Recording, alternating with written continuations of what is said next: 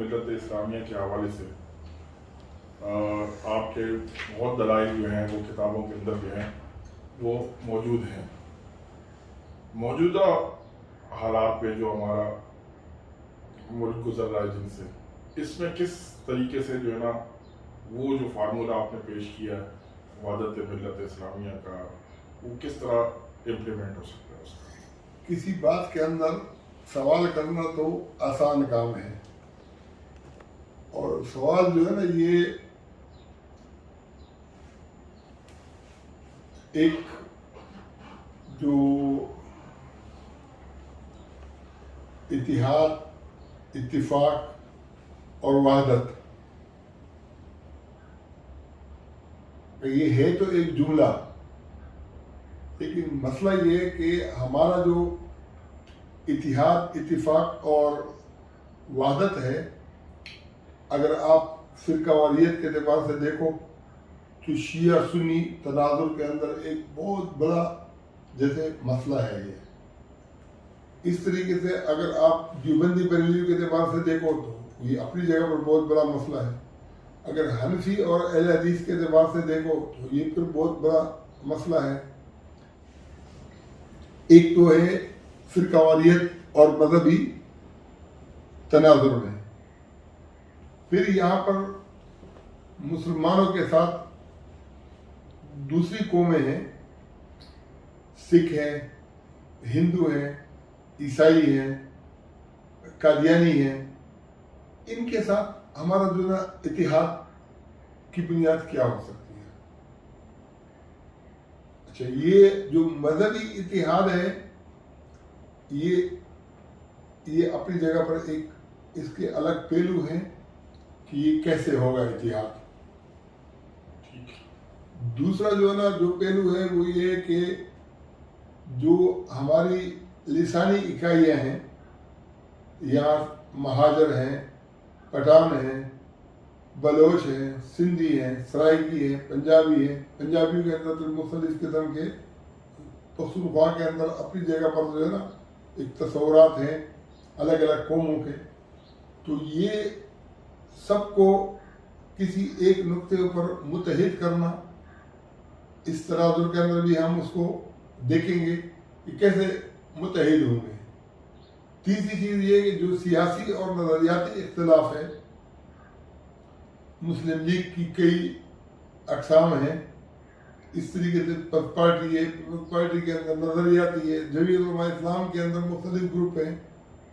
پھر اس کے بعد جو ہے نا آپ اگر علماء دیوبند کو دیکھیں تو علماء دیوبند کے اندر جو ہے نا یہ حیاتی اور مماتی، یہ اپنے اپنے. تو اگر آپ اس موضوع کو مختلف انداز کے اندر پھیلانا چاہو تو ایک ایک نقطے کے اوپر اس کا الگ الگ سوال جواب ہو سکتا ہے کہ ہم اگر اتحاد کرنا چاہیں گے تو ہمارے اتحاد کی جو بیس ہے وہ کیا ہوگی.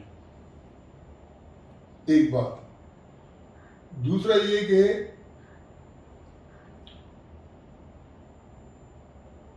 اس اتحاد کا جو ہے نا معنی یہ ہے کہ آدمی اپنی جگہ پر رہے، قادیانی رہے، مسلمان رہے، شیعہ رہے، سنی رہے، دیوبندی رہے، حنفی رہے، حیاتی رہے، مماتی رہے.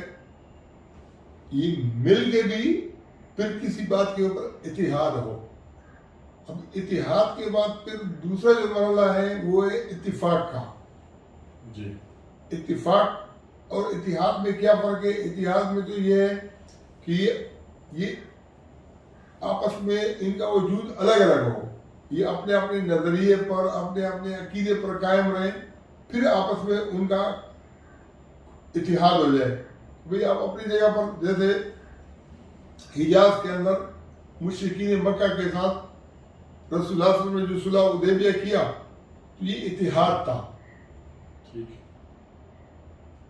اتحاد تو ہوا اور بعض معاملات کے اوپر اتفاق بھی ہوا، تو 10 سال تک جو ہے نا اس کے اوپر اتفاق رہنا ہی تھا. تو پھر وہ چونکہ معاہدے پر قائم نہیں رہے تو وہ اتحاد یا اتفاق جو ہے نا وہ ٹوٹ گیا، معاہدہ ٹوٹ گیا.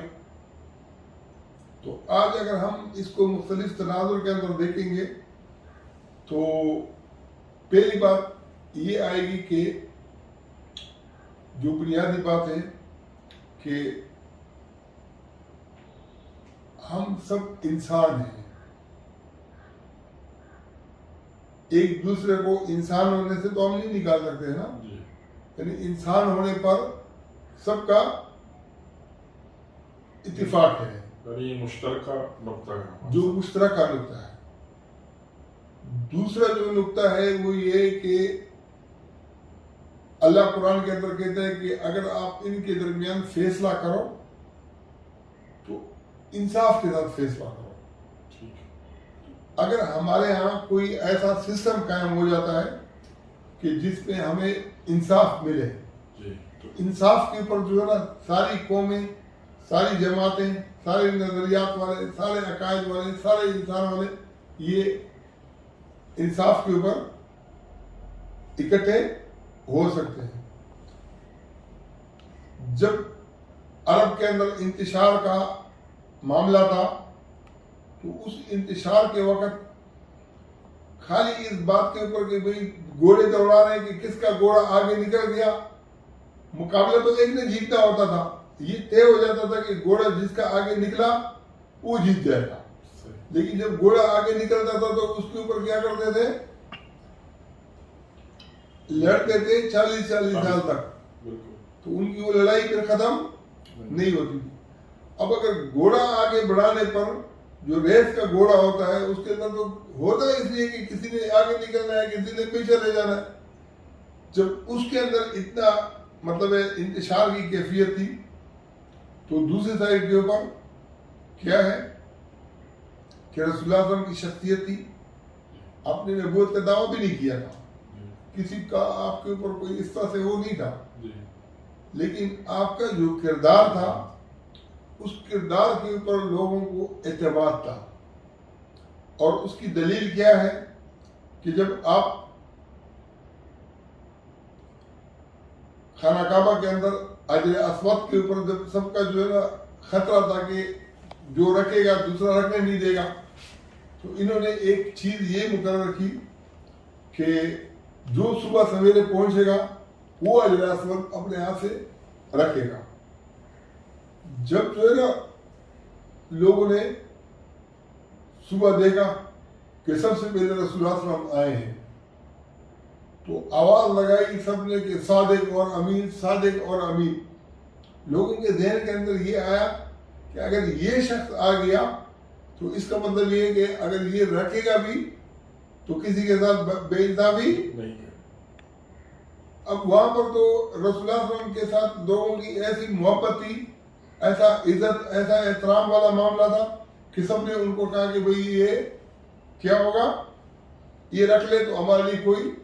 لیکن پھر رسول اللہ صلی اللہ علیہ وسلم نے کیا کیا کہ خود رکھنے کی بجائے چادر اٹھائی اور چادر کے اوپر اپنے ہاتھ سے رکھا. پھر کہا کہ یہ سب آپ اٹھاؤ، اور چادر سے اٹھا کے اپنی جگہ پر لے کے گئے، وہاں پر اپنے ہاتھ سے آپ نے نصب کر دیا. تو ہم ان کو انصاف کے لیے ایسا طریقہ کار فراہم کریں گے، کوئی خود کو یہ محروم نہیں سکے گا کہ یا پنجابی خود کو محروم سمجھے، یا پٹھان یا مہاجر یا بلوچ یا پنجابی یا سندھی. تو خود کو ایسا طریقہ کار وہ کریں گے کہ جس پہ کوئی بھی محروم نہ ہو. تو پھر کیا ہوگا کہ یہ قوم متحد ہو جائے گی. اب اقتدار کا جو فارمولہ ہے وہ تو طے ہے. بلوچستان کے اندر، پختونخوا کے اندر، پنجاب کے اندر وہ یہ ہے کہ جمہوری طریقے سے جو آگے آئے بس اسی کے اوپر جو ہے. لیکن یہ جمہوریت کا جو مفہوم ہے یہ لوگوں کو سمجھ میں نہیں آتا. لوگ یہ سمجھتے ہیں کہ جمہوریت لڑنے کا نام ہے، یہ لوگ یہ سمجھتے ہیں کہ جمہوریت پیسے سے لوگوں کو خریدنے کا نام ہے، لوگ یہ سمجھتے ہیں کہ جمہوریت مفادات اٹھانے کا نام ہے. اب اگر اس کے اندر جو ہے نا آپ پیسے سے 10 لاکھ کی اجازت ہوگی اور آپ کروڑ روپے اس کے اندر لگاؤ گے تو پھر جو ہے نا غریب آدمی تو نہیں جیت سکے گا. قانون کے اوپر جو ہے نا عمل بنیادی طور پر کسی چیز کے اوپر ہوتا نہیں ہے. اور یہ آج کل تو ایسا ہے نا کہ لوگوں کے اندر شعور اگر بیدار کیا جائے تو ووٹ دینے کے لیے غریب امیر عورت مرد یہ سب نکل سکتے ہیں. اور اتنے بڑی تعداد کے اندر نکلیں گے کہ اگر ہم جو ہے یہ کہیں گے کہ بھئی جو مسلم لیگ نون کو تھوڑا بھی اچھا سمجھتا ہو نا ہمیں ووٹ نہیں دے, جو تھوڑا بھی تاریخ انصاف کو اچھا تو اس کا ہمیں ووٹ دینا اس کے لیے بالکل حرام ہے. جو ایم کیو کو اچھا سمجھتا ہو لیکن جب ان کو برا سمجھتا ہو پھر وہ ہمیں ووٹ دے.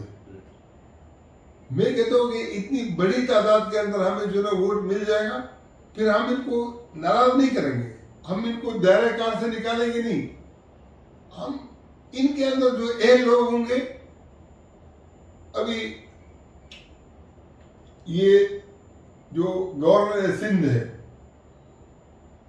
اس کا لوگ مذاق اڑا رہے تھے کہ یار کس آدمی کو آپ نے جو ہے نا مقرر کیا ہے. بھائی وہ جو ایم کیو ایم والے تھے وہ بیچارے نسرین جلیل کو مقرر کرنا چاہ رہے تھے تو اس کو کرنے نہیں دیا. وہ ایک کمشنر کی بیٹی تھی, شریف خاتون ہے, اور اس کا جو شرافت والا معاملہ تھا وہ اپنی جگہ پر ہوتا. اگر کوئی ایک خاتون جو ہے گورنر بن جاتی, کون سے اس کے پاس اختیارات ہیں؟ جب وہ تم نے نہیں بننے دیا تو ایم کیو والے کبھی مطمئن ہوں گے؟ یہ ٹیسوری کے اوپر تو یہ پہلے لڑ رہے تھے, فاروق ستارہ اور ان کی آپس میں لڑائی ہوئی. اس طریقے سے وہاں پر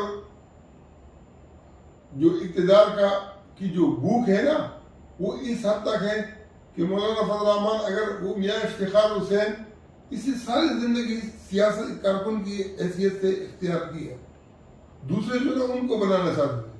مولانا فضل الرحمان نے کیا کیا, کس کو بنایا؟ اپنے وہ سمجھی کو بنا دیا, حاجی غلام علی کو. بھائی کوئی چیز تو دوسرے کے لیے بھی چھوڑو نا. جب آپ ہمارے یہاں کہتے ہیں کہ مین پیش منہ ورنہ دے منہ, مین پیش منہ ورنہ دے منہ, کہ ملا کہتے ہیں کہ مین پیش منہ سارا میرا. اچھا جب جو ہے نا جب یہ والا فارمولا تمہارا تم استعمال کرو گے جب تو پھر کیا ہوگا, تو دوسروں کے اندر بھی ہوس بڑھتی ہے. ہوس جو بڑھتی ہے تو پھر کبھی آپس میں اتفاق بھی نہیں ہو سکتا, اتحاد بھی نہیں. رسول اللہ صلی اللہ علیہ وسلم نے اس ہوس کو نکالا. اپنے صحابہ کرام کہہ دیں گے یار یہ جو ہے کس بنیاد کے اوپر آپ معاہدہ کر رہے ہیں, ہم کیا اتنے گرے ہوئے, ہمارا کوئی جو ہے نا ہندو مشرک بنے گا تو پھر جو ہے نا اس کو اجازت ہوگی, ان کا کوئی مسلمان بنے گا ہم اس کو واپس کریں گے, یہ واپس نہیں کریں گے. تو یہ ہمیں قبول نہیں ہے. لیکن رسول اللہ صلی اللہ علیہ وسلم نے ان کے سارے معاہدات جو ہے نا وہ کہہ رہے تھے وہ ان کے لیے, لیکن اس کا نتیجہ کیا نکلا؟ نتیجہ یہ نکلا کہ مکہ کے اندر جو لوگ وہ چھوڑ نہیں رہے تھے انہوں نے پھر ایک الگ سے لشکر بنا دیا, اور وہ لشکر ان کو تنگ کرتا تھا. آخر میں انہوں نے کہا کہ یہ رسول اللہ صلی اللہ علیہ وسلم کو کہ یہ اپنے پاس بلا لو. ہم یہ کہتے ہیں کہ آج اس کی نوبت بھی نہیں ہے, اور اس صورت بھی نوبت نہ آتی. اگر وہ نہ زیادہ تنگ کرتے وہاں رہتے تو وہاں رہنے کے اندر بھی لوگوں کا ذہن جو ہے بنتا. یہ خالد بن ولید جو تھا یہ مسلمانوں کا بڑا دشمن تھا, جو عہد کے اندر اس نے مسلمانوں پر اچانک حملہ کیا, خالد بن ولید کی وجہ سے ہوا, لیکن یہ فتح مکہ سے پہلے مسلمان ہوا ہے. تو میں کہتا ہوں کہ یہ جتنے بھی خالد بن ولید اس کے اندر ہوں گے مختلف جماعتوں کے اندر, وہ جب دیکھیں گے کہ یار صلح کی گنجائش ہے اور ہم ان کو عزت دے رہے ہیں اور ان کو جو ہے نا مطلب ہے وہ اسپیس دی جا رہی ہے سب معاملات کے اندر, تو پھر کیا ہوگا کہ یہ اتحاد کا راستہ ہموار ہوگا. قادیانی ہے, قادیانی خود کو کہتے ہیں کہ ہم مسلمان ہیں. اب بس یہ کہ ان کے کہنے سے لوگوں کو چڑ ہوتی ہے. حالانکہ یہ جو مولانا مدرسہ خان بریلوی ہے نا, اس نے تو دیوبندیوں کو, مودودیوں کو, چکڑالیوں کو वहाबियों को, अहले हदीस को, कादियानियों को, सबको एक साफ के अंदर बराबर कर दिया। अगर उसके बदले में देवबंदी भी इस तरीके से रिएक्ट करते जी तो फिर ये इंतशार जारी रहता, लेकिन देवबंदी ने रिएक्ट नहीं किया।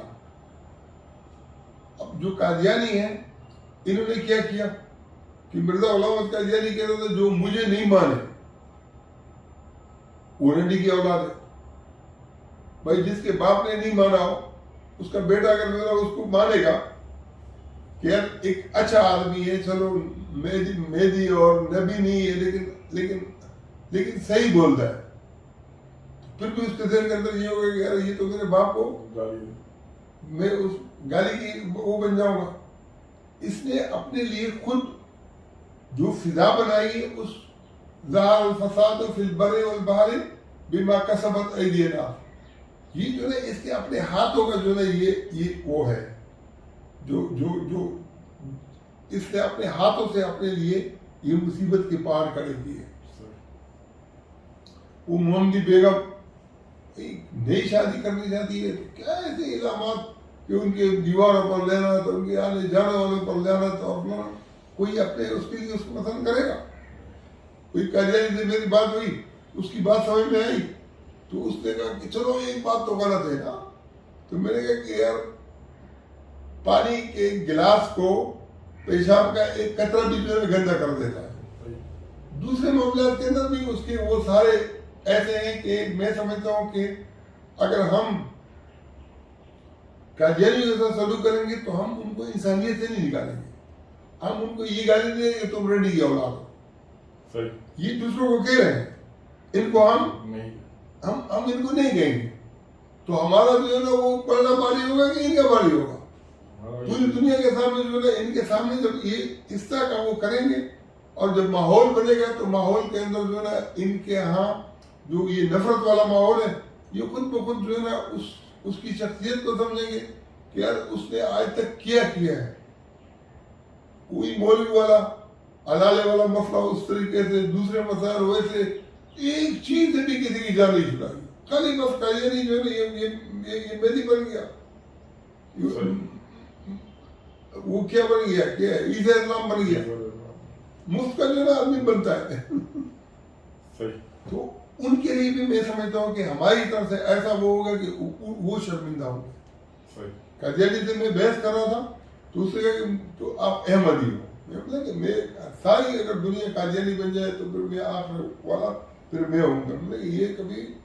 लेकिन जब जो है थोड़ा सा मैंने उसको दलाल के साथ ऐसे तरीके से वो किया और शुरू हो गया कि तुम्हारे दिल पर तो मोहर लगेगी। मैंने कहा कि भाई तुम्हारा नबी भी ऐसा था जो ये फतवे लगाता था, हमारे नबी ने हमें ये सबक नहीं सिखाया। मैं तुम्हें नहीं बोलूंगा कि तुम्हारे दिल पर मोहर लगी, हो सकता है कि कल को मैं गुमराह हो जाऊं, आपको अल्लाह जो है ना हिदायत दे। जब उसने अपने ज़हन के अंदर ये समझ लिया कि शायद मैं अंदर से कादियानी हूँ और मैं अगर मैं अकीदत से जो है ना बोल नहीं सकता हूँ कि कादियानी जो है ना उसके खिलाफ कुछ बात करूँ ना, उसको तो मैं नहीं बोल रहा था कि तुम गुमराह हो, जानबी हो, मुझे हक ही नहीं है। तो मैंने कहा कि इसका शक दूर करने के लिए फिर मैंने कहा कि मिर्जा गुलाम अहमद कादियानी जानबी है। उसको मैंने कहा कि देखो मैंने बोला भी, मैंने कि ताकि तुम्हारे दिल से जो है ये वो हट जाए कि तुम अपने आप को ये समझते हो कि शायद मेरे ज़बान के ऊपर कोई ताला लगा हुआ नहीं है। मेरे कहने का मकसद ये है कि हम एक ऐसे शख्स को देखते हैं, सियासता में उसका जिक्र है, इब्ने साइद, रसूलुल्लाह सल्लल्लाहु अलैहि वसल्लम को उसने कहा कि आप उम्मियों के रसूल हो और मैं पूरे आलमीन का रसूल हूँ। रसूलुल्लाह सल्लल्लाहु अलैहि वसल्लम ने उसके ऊपर कोई नवाज बुलकतर के फतवे लगाए, न उसको धक्के दिए, न बद अखलाकी की, न उसको संसार कराया, न उसका रास्ता रोका, कुछ भी उसको वो नहीं किया। इसको कहते हैं इंसानियत की तकरीब। तो रसूलुल्लाह सल्लल्लाहु अलैहि वसल्लम का अगर जो है अखलाक होगा तो हम मुशरिकीन मक्का से भी जीतेंगे, हम कादियानियों को भी जो है राम करेंगे, सिखों को भी करेंगे, दुनिया का जितना भी वो अफराद हैं उन सब के सब को हम, नबी अलैहिस्सलाम ने जो ये फरमाया ना कि मेहदी क्या होगा, युआती इस्मुहु इस्मी, یواتی. اب یواتی تو بظاہر کس اس کے لیے آتا ہے؟ پیروی کے لیے بھی آتا ہے. اگر نام محمد ہو نا تو نبی اسلام نے فرمایا کہ خیر الکلام ما کلا و دلا، بہترین کلام وہ ہے جو کم ہو اور دلالت پر پورا ہو. تو اس کے لیے تو عربی کے اندر جو اگر یہ کہو نا کہ میرا نام آپ کا نام ہے، بس اتنا کافی ہے. یواتی کی بھی ضرورت نہیں ہے. اسمی بس اتنا کافی ہے. اسمہ محمد، اسمہ اسمی. یواتو اسمہ اسمی، یہ جو جملہ ہے یہ عربی لغت کے اندر یہ موافقت نہیں کرتا ان الفاظ کے ساتھ. آج جو رسول اللہ صلی اللہ علیہ وسلم کے اوپر پوری دنیا کے اندر اب کوئی کارٹون بنائے گا، کوئی کہے کہ رسول اللہ صلی اللہ علیہ وسلم نے 55 سال کی عمر میں حضرت عائشہ سے جب وہ 9 سال کی عمر میں تھی شادی کی ہے. اگر دنیا کے اندر جو ہے نا ہم ان چیزوں کو جو ہے نا وہ کریں گے، جب تک ان کی ہم صحیح وضاحت نہیں کریں گے تو لوگوں کے دلوں کے اندر نبی اسلام کا کبھی احترام نہیں ہے. نبی اسلام کے احترام کے لیے جو اقدامات ہم نے اٹھانے ہیں وہ یہ ہے کہ ہم نے ان صحیح چیزوں کو صحیح جگہ پر لانا ہے. رسول اللہ صلی اللہ علیہ وسلم نے حضرت عائشہ سے شادی کی، اس کے اندر جو چیزیں ہیں نا، میں سمجھتا ہوں کہ سورہ یوسف کو قرآن نے احسن القصص کہا ہے کہ پورے قرآن کے اندر جتنی کہانیاں بیان ہوئی ہیں اس میں سب سے زیادہ جو خوبصورت قصہ ہے وہ سورہ یوسف کا ہے. تو رسول اللہ صلی اللہ علیہ وسلم کی سیرت کو اگر جو چیزیں جو ہے نا، اب حضرت عائشہ صدیقہ رضی اللہ عنہ کا نکاح جاہلیت کے دور میں ہو چکا تھا. بچپن کے اندر ابھی بھی لوگ ایسے کرتے ہیں کہ بچپن میں ایک دوسرے کے نام کر دیتے ہیں.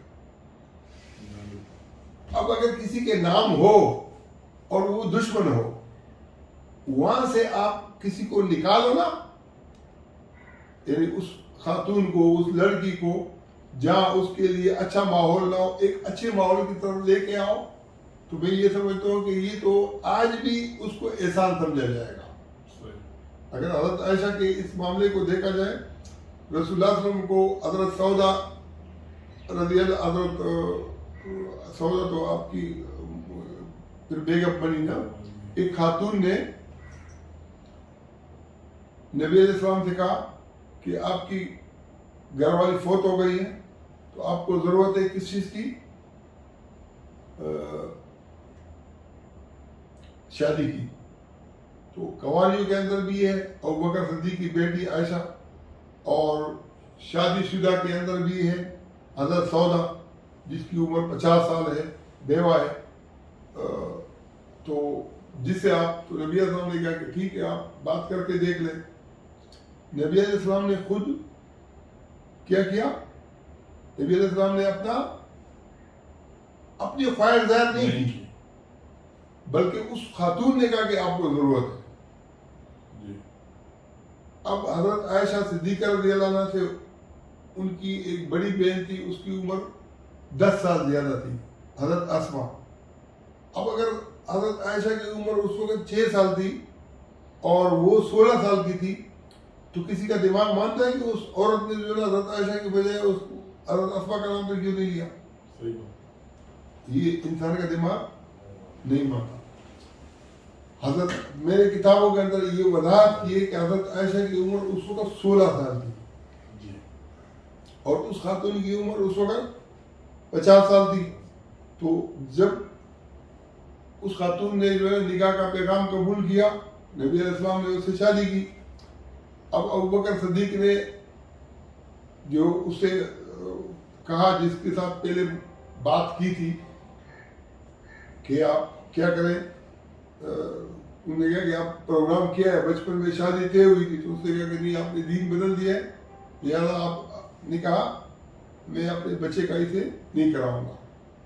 تو پھر 3 سال تک نبی علیہ السلام نے اس سے رخصتی کے لیے نہیں کہا. 3 سال کے بعد بھی ابوبکر صدیق نے خود کہا کہ اب میری بیٹی بڑی ہے تو آپ رخصتی کے لیے اس کا, تو پھر نبی اکرم لگے کہ ٹھیک ہے رخصتی. اب ایک 16 سال کی ہو اور ایک 50 سال کی ہو, اور 16 سال کے لیے کتنا انتظار کیا, 3 سال, اور 3 سال کے بعد بھی شاید انتظار کرتے. اچھا, اس کے لیے پھر نبی علیہ السلام نے, بخاری کے اندر روایت ہے کہ نبی علیہ السلام نے کہا کہ میں نے خواب کے اندر دیکھا تھا کہ عائشہ سے, حضرت عائشہ کو کہا کہ آپ سے میرا نکاح ہوگا, دنیا اور آخرت میں آپ میری بیوی ہو. اب جب حضرت سودا نے, حضرت جو خاتون نے پیشکش کی, تو حضرت عائشہ کا نام انہوں نے خود لیا. تو نبی علیہ السلام نے یہ نہیں کہا کہ یہ میں نے خواب دیکھا تھا. جب شادی ہو گئی تب آپ نے یہ خواب بتایا, اور یہ بھی فرمایا کہ میں نے یہ سوچا کہ اگر یہ خواب شیطان کی طرف سے ہوگا تو کیا ہوگا, تو پورا نہیں ہوگا, اگر اللہ کی طرف سے ہوگا تو پورا ہوگا. اب نبی علیہ السلام نے خواب کا طریقہ بھی بتایا.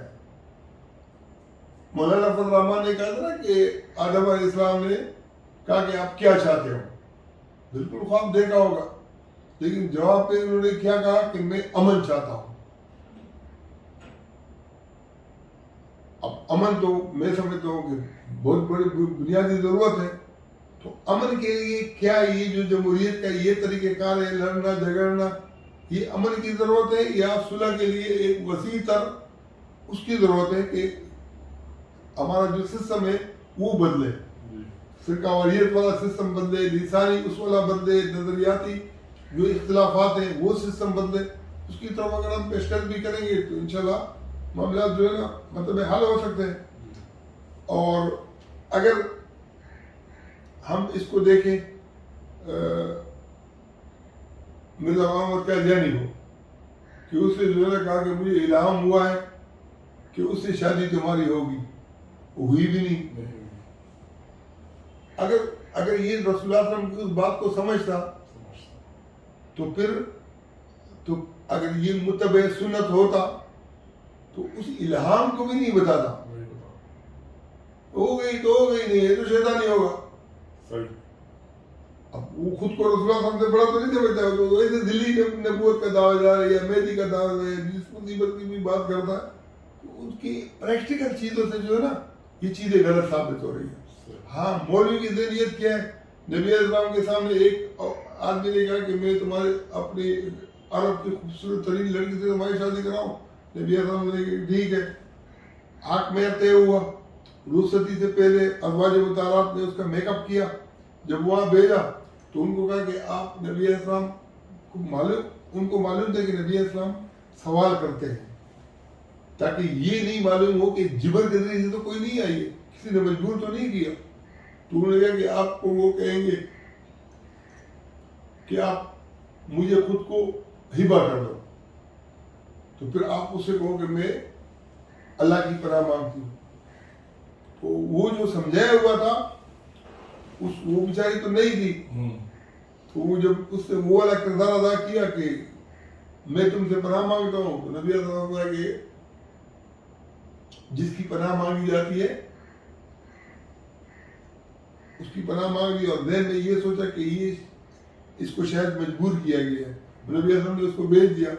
بعد میں یہ بھی آتا ہے کہ باقاعدہ اس نے کہا ان کے گھر والے کہ تو بڑی کم بخت تھی کہ وہاں سے جو ہے نا اس طریقے سے, اور نبی علیہ السلام نے کہا کہ انہوں نے سوکنان کے چکر کے اندر یہاں سے اس کو جیسے نکلوایا. اس کا نام ابنۃ الجون تھا. اب علماء نے اس کے اوپر کیا لکھا ہے, ابن حجر نے, کہ سوال پیدا ہوتا ہے کہ جب نکاح نہیں ہوا تھا تو نبی علیہ السلام نے تو ہبہ کے کیسے بولا, اس کے قریب اپنے پاس بٹھایا کیسے. تو نے کہا کہ نبی علیہ السلام کا خالی طلب کرنا جو ہے نا اس بات کے لیے کافی ہے کہ آپ کو بس نکاح کی ضرورت ہی نہیں ہے, چاہے وہ خود راضی ہو یا اس کا ولی راضی نہ ہو, وہ بھی راضی نہ ہو تو لگی. اب جو یہ ذہنیت والا ہوگا اسے قادیانی پیدا ہوگا, اور قادیانی جب پیدا ہوگا تو قادیانی سے لوگ نفرت کریں گے یا اسے محبت کریں گے. تو یہ جو سوال جواب ہیں, اس سے میں سمجھتا ہوں کہ اس کا سوال تو ایک ہے کہ اس کی اتنی ساری نوعیتیں ہیں. اس میں ہمارے علماء کا بھی قصور ہے کہ قرآن اور احادیث کی, سیرت نبوی کی بہت غلط تشریح کی ہے. اگر وہ صحیح تشریح کر دیں تو ابنۃ الجون کے واقعے پر نبی اسلام کو لوگ دونوں ہاتھوں سے سلام کرتے کہ ہاتھ کے اندر آئی ہوئی تھی، نکاح بھی ہو گیا تھا، باپ نے رخصت کر دیا تھا، پھر یہ پوچھنے کی اور یہ معاملات کی کیا ضرورت تھی؟ لیکن اس کو جس طریقے سے مسح کر کے پیش کیا گیا ہے تو اس کے اوپر لوگ کارٹون بھی بنائیں گے، مذاق بھی اڑائیں گے اور مختلف چیز، اور قادیانی جیسے لوگ جو ہے نا وہ نبوت اور مہدی کے دعوے کر کے اس طریقے سے غلط حرکتیں بھی کریں گے۔ اصل چیز یہ کہ مہدی کی جب دنیا میں خلافت قائم ہوگی تو نبی اسلام کو کوئی برا بھلا کہنے کے بجائے سب تعریف کریں گے، اور سب تعریف کیوں کریں گے؟ اس لیے کہ خلافت کے نظام سے دنیا والے بھی خوش ہوں گے اور آسمان والے بھی، زمین والے بھی خوش ہوں گے۔ جب زمین والے خوش ہوں گے تو کیا ہوگا کہ نبی اسلام کی لوگ تعریف کریں گے، اور وہ جو قرآن میں اللہ نے کہا ہے کہ آسا ایباسا کا مقام محمودہ، تو یہ جو مقام محمود ہے یہ جو نا پریکٹیکل اس دنیا کے اندر خلافت کے نظام کے ذریعے سے آ جائے گا، تو کسی مسلمان کے اس کو جذبات کو ٹیس پھر اس طریقے سے نہیں پہنچے گی، کیونکہ وہ خود نبی اسلام کی مسلمانوں سے بڑھ کر تعریف کریں گے۔ تو اتحاد کے لیے میں یہ سمجھتا ہوں کہ یہ چیزیں محرکات ہیں، بیعت کو روکنا، قادیانیوں کے ساتھ کیا رویہ رکھنا ہے، کس طرح سے ان کو سمجھانا ہے، انسانیت کے اندر جو ہے کیا کرنا ہے، سیاسی نظریات کو کیسے جو ہے متحد کرنا ہے، جمہوریت کے لیے کیا کرنا ہے، یہ سب چیزیں جو ہے میں سمجھتا ہوں کہ جس دن جو ہے ٹی وی کے اوپر کوئی اس طرح کا لیکچر آ جائے گا تو ایک رات کے اندر لوگ بدلیں گے، ووٹ بھی صحیح جگہ پر دیں گے، لسانیت کی بنیاد پر نہیں دیں گے، نظریات کی اخلاقی اور کردار کی بنیاد پر دیں گے، اپنے میں سے کسی کو منتخب کریں گے۔ وہ جو چند پارٹیوں کی حکومت ہے نا، فضل الرحمان ہے، زرداری ہے، نواز شریف ہے، جن کے ذہنوں کے اندر، سوچ کے اندر یہ ہے کہ عمران خان جو ہے اس کا تو آگے پیچھے کچھ ہے نہیں، ہم نے اپنی خاندانی اجارہ داری ہمیشہ کے لیے قائم رکھنی ہے، تو یہ شیطانی سوچ ہے جو حل ادلکم علی شجرۃ الخلد وملک لا یبلا، میں ایسے جو ہے نا ایسے درخت کی نشاندہی نہیں کرتا جو ہمیشہ کے لیے ہو، اور ایسا اقتدار جو کبھی ختم نہ ہونے والا ہو۔ تو یہ جو ہے یہ جس شجر ممنوع سے آدم کو شیطان نے جس بنیاد پر گلایا تھا، یہ اس جال کے اندر پھنسے ہوئے ہیں، ورنہ اپنے خاندان کے علاوہ یہ دوسرے جو باصلاحیت لوگ ہیں وہ کیوں ان سے بھاگتے؟ آج یہ جو وہ کیا ہے کوسا جو ہے نا، کوئی درغاتی خان کا جو ہے نا وہ ہے وکیل ہے مشہور جو ہے نا پیپلز پارٹی، وہ آج کہتا ہے کہ میں نظریاتی ہوں، میں جو ہے نا وہ ذوالفقار والا جو ہے نا تلوار والا جو ہے نا پیپلز پارٹی والا ہوں۔ یہ جو ہے نا یہ ابھی یہ لوگ بدل گئے ہیں، اس طریقے سے مسلم لیگ نون کے اندر نظریاتی لوگ بدل رہے ہیں، پیپلز پارٹی کے اندر وہ جو مصطفیٰ نواز کوکر ہے، بڑا اچھا بولتا ہے، اچھا انسان ہے، وہ ناراض ہے، اس کو نکال دیے۔ جمعیت سے لوگ ناراض ہے، شیرانی جیسا آدمی جو جمعیت کا کارل مارکس سمجھا جاتا ہے وہ ناراض ہے، اور یہ اس چکر کے اندر ناراض ہے کہ مفادات ہیں، خاندانی معاملات ہیں، موروثی جو ہے نا وہ ہے، تو اس کی وجہ سے جو ہے نا لوگوں کو وہ کیا ہوا ہے۔ انشاءاللہ مجھے یہ امید ہے کہ پاکستان میں جب اویئرنس آئے گی، آگاہی آئے گی، لوگوں کو جو برس اقتدار طبقہ ہوتا ہے، ایک علم سے مراد وہ علماء نہیں ہے جو عام مذہبی طبقے کو سمجھتے ہیں، جو سمجھ بوجھ والے ہیں، چاہے وہ سیاستدان ہیں، چاہے وہ علماء ہیں، چاہے وہ بیوروکریسی کے اندر ہیں، چاہے وہ صحافت کے اندر ہیں، تو جو سمجھ والے ہیں اگر وہ علم کو، سمجھ کو صحیح طور پر استعمال کریں گے تو اتحاد ہو جائے گا، اور پاکستان جو ہے نا وہ دنیا کے لیے پاکستان بنے گا اور عالم اسلام کا امام بن جائے گا۔ اس کو ایران، سعودیہ اور پوری دنیا کی جو خلافت جو ممالک ہے وہ اپنا امام اس کو مانیں گے، اور پھر جب اسلام کا صحیح کردار ہوگا تو امریکہ، روس، یہ جتنا بھی سسٹم ہے، جو نظام ہے دنیا کا، یہ پاکستان کے اوپر متحد ہوگا، ہم آپس میں بھی متحد ہوں گے اور پوری دنیا بھی انشاءاللہ ہمارے پر متحد ہوگی.